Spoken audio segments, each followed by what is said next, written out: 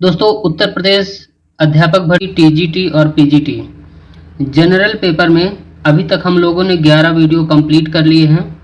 उसकी सेपरेट एक प्लेलिस्ट बनी हुई है और ये 12वां वीडियो आपको जो प्रोवाइड किया जा रहा है, ये वीडियो भी इसी प्लेलिस्ट में इंक्लूड कर दिया जाएगा, ऐड कर दिया जाएगा।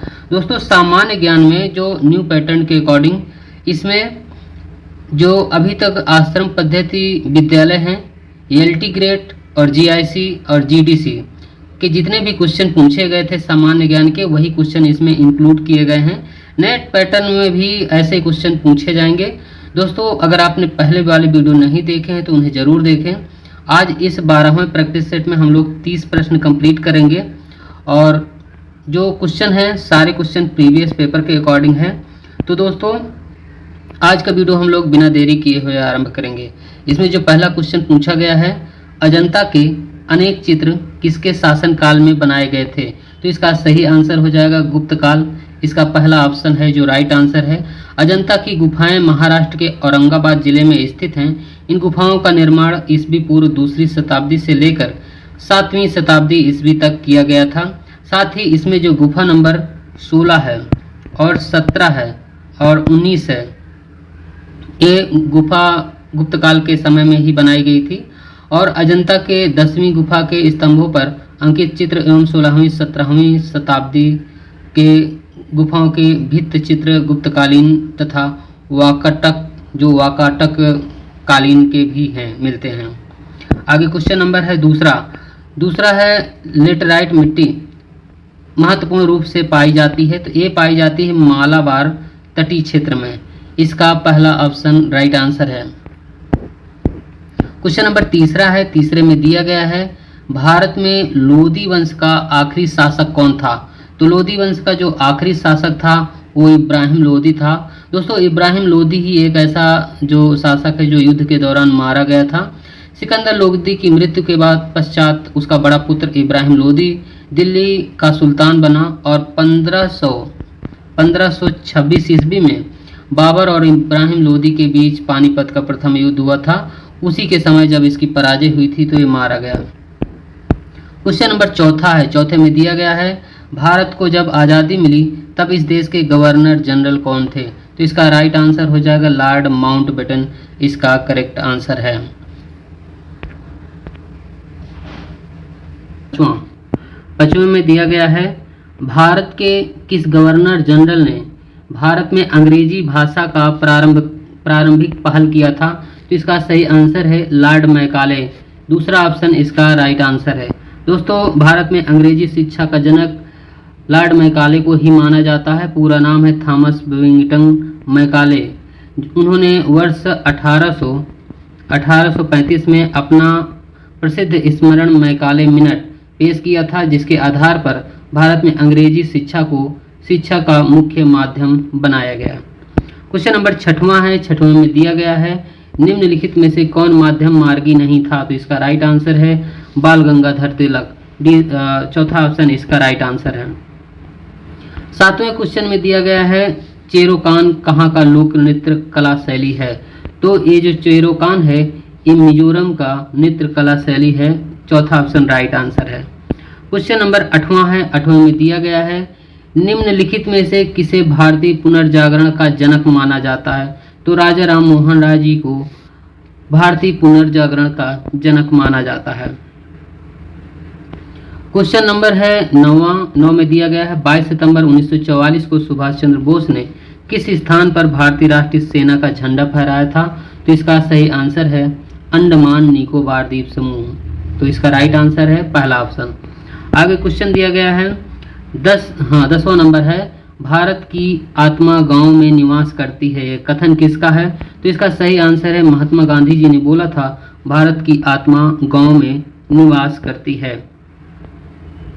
क्वेश्चन है 11 नंबर में दिया है, अंतर्राष्ट्रीय दिनांक रेखा कहां से होकर गुजरती है? तो इसका राइट आंसर है 180 डिग्री ग्रीनविच, राइट आंसर है। क्वेश्चन नंबर 12वां दिया गया है। 12वां में है, भूस्खलन हेतु उत्तरदायी कारक क्या है? तो इसका राइट आंसर हो जाएगा उपर्युक्त में से सभी है, क्योंकि चट्टानों का खिसकाव, वनों का ह्रास, भूगर्भिक हलचल। तो इसमें तीनों पॉइंट सही आंसर है। 13 नंबर क्वेश्चन दिया गया है, पृथ्वी का दक्षिण ध्रुव किस भूखंड में स्थित है? तो ये अंटार्कटिका भूखंड में स्थित है। चौथा ऑप्शन इसका राइट आंसर है। क्वेश्चन नंबर 14वां में दिया गया है, किस पादप को शाकी भारतीय डॉक्टर कहते हैं? तो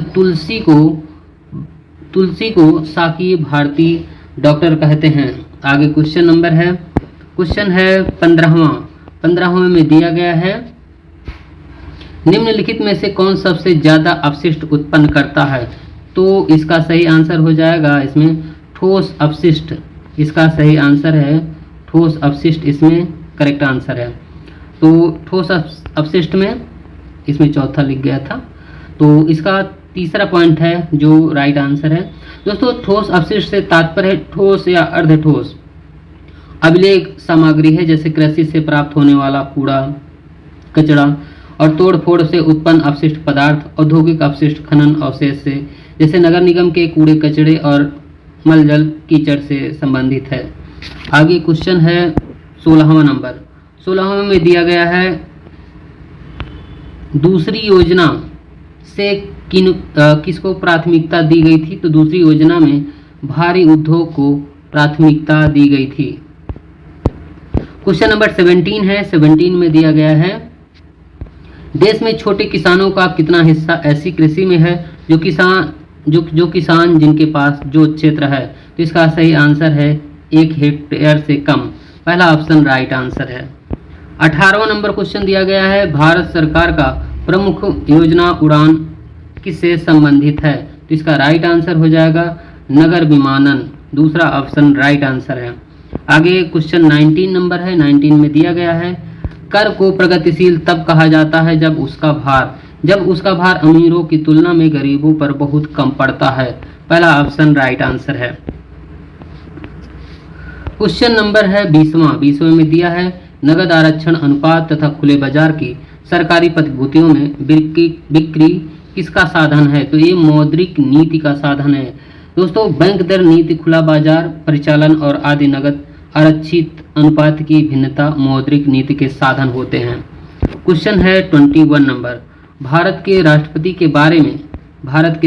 के बारे में निम्न में से कौन सा कथन सत्य नहीं है? तो वह राज्यसभा को भंग कर सकता है, ये सत्य नहीं है। वह लोकसभा को भंग कर सकता है, वह सेना के तीनों अंगों का सर्वोच्च सेनापति है, वह राज्यपाल की नियुक्ति करता है।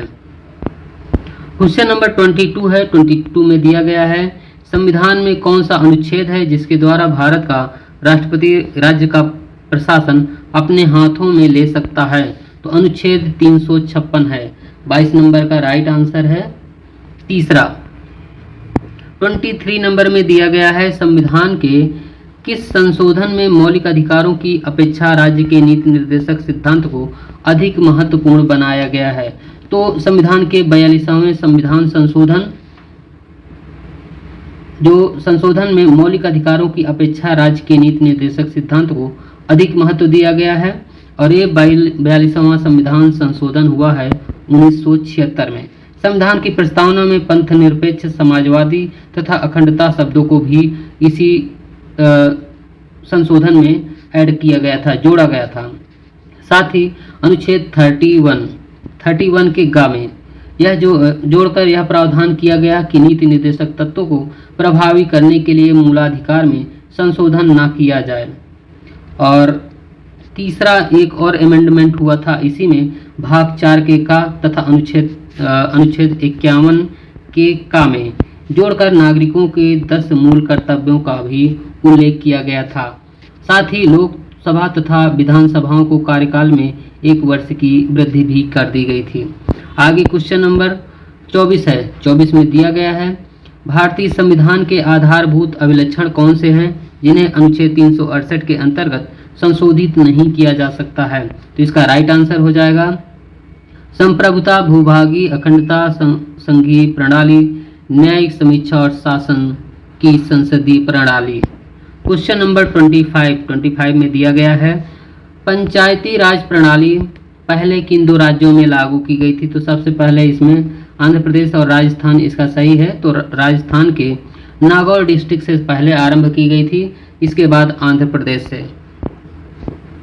क्वेश्चन नंबर 26 है। 26 में दिया गया है जीवित कोशिका में रेडियोधर्मी तत्वों का पता किस तकनीक से लगाया जा सकता है? तो रेडियोग्राफी के द्वारा। तीसरा ऑप्शन राइट आंसर है। 27 नंबर में दिया है हाल ही में ट्रॉपिकल साइक्लोन गेजानी किस देश से टकराया था? ये करंट अफेयर का क्वेश्चन है, तो इसका राइट आंसर हो जाएगा मेडागास्कर। इसका राइट आंसर है। दोस्तों, ट्रॉपिकल साइक्लोन गेजानी जो मेडागास्कर के पूर्वी बंदरगाह शहर टाओ मासिना से टकराया था। भारी तबाही भी मचाई थी। 195 किलोमीटर प्रति घंटा से अधिक इसकी हवाएं थी और 20 लोगों से अधिक लोगों की मृत्यु हुई थी। आगे क्वेश्चन नंबर है 28 है। 28 में है काफ़ी पाउडर के साथ मिलाया जाने वाला चिकोरी चूर्ण प्राप्त होता है? तो इसका सही आंसर हो जाएगा चिकोरी चूर्ण। ये जड़ों से प्राप्त होता है।